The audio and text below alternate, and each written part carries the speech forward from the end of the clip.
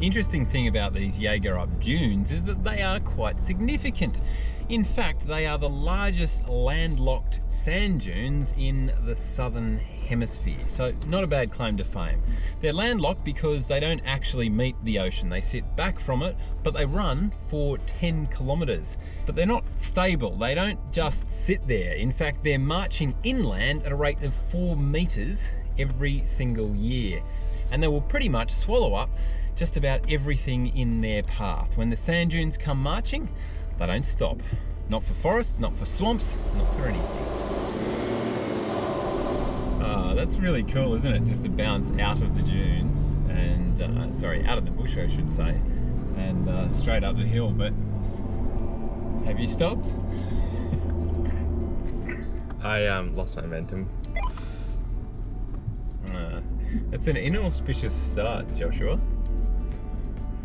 Well, this is the thing filming a TV show, you know, you got to stick close to the host, but then risk your momentum.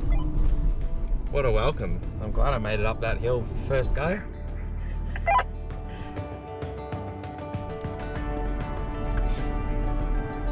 Now this is something that you don't see a lot of, but you've got these marker posts over here and they like you to follow the marker posts. They don't like you straying off to the sides, which I do find a little bit unusual because the dunes are marching 4 meters a year, so they are very much a moving entity, and to not be able to drive on dunes, Patsky doesn't like it.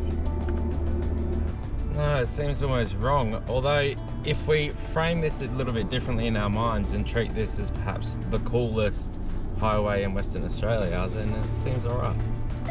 I like it, mate. Glass half full. Ever the optimist.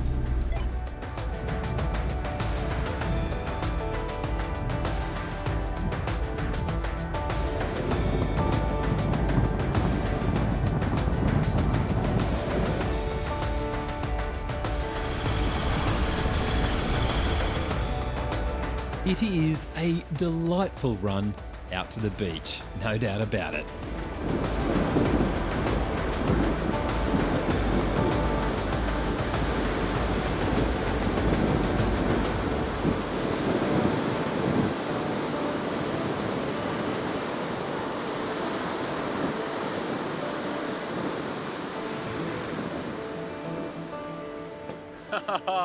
Well, we've got ourselves a bit of a tidal water crossing of the Warren River. Check this out. There's a good flow on the Warren River there, and the water, you'll notice that it's a little bit brown, a little bit muddy looking. I promise that's not from my bath this morning.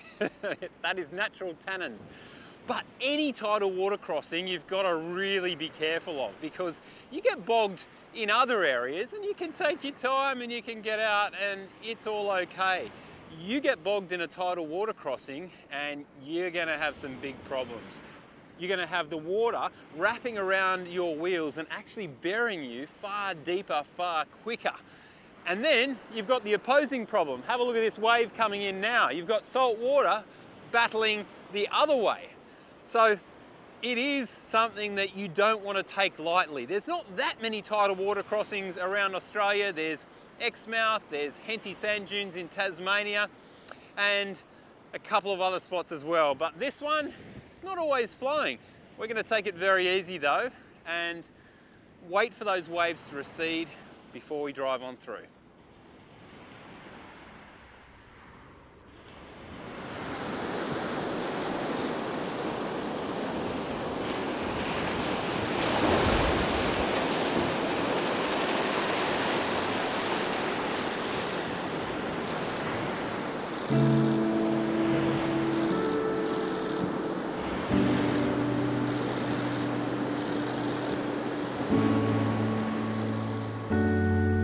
Well, Josh, this next obstacle is a rite of passage for just about every four-wheel driver within 500 kilometres of Perth.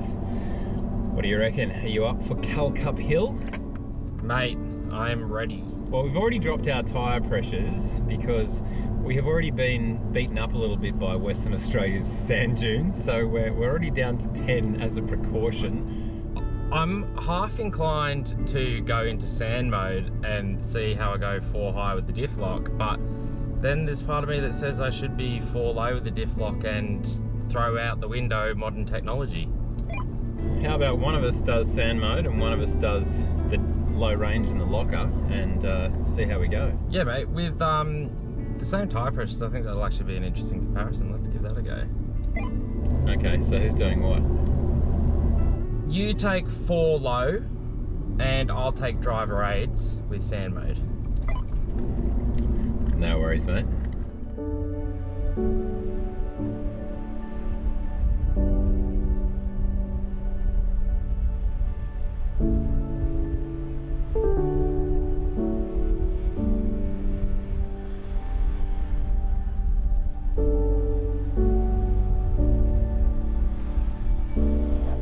Mate, I don't know, Callcup Hill, kind of not all it's cracked up to be. I found that pretty easy, I gotta say.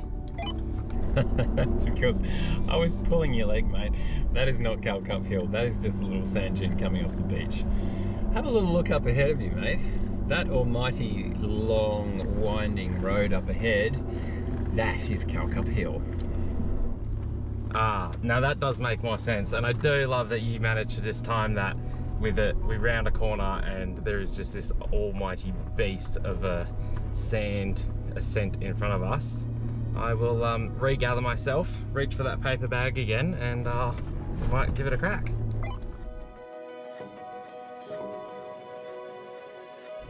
Now we're getting to the steeper stuff, but I have to say that this car is really eating it up. It is just sort of having a giggle at this hill at the moment. I can slow right down again, smooths out a little bit in the middle here, so again you can build up momentum if you want, but really I'm not feeling like I'm needing to at the moment. Although the final stretch is one of the steeper bits. So now rounding the last corner we can give it a few more herbs, but this is a walk in the park for this car at these tyre pressures.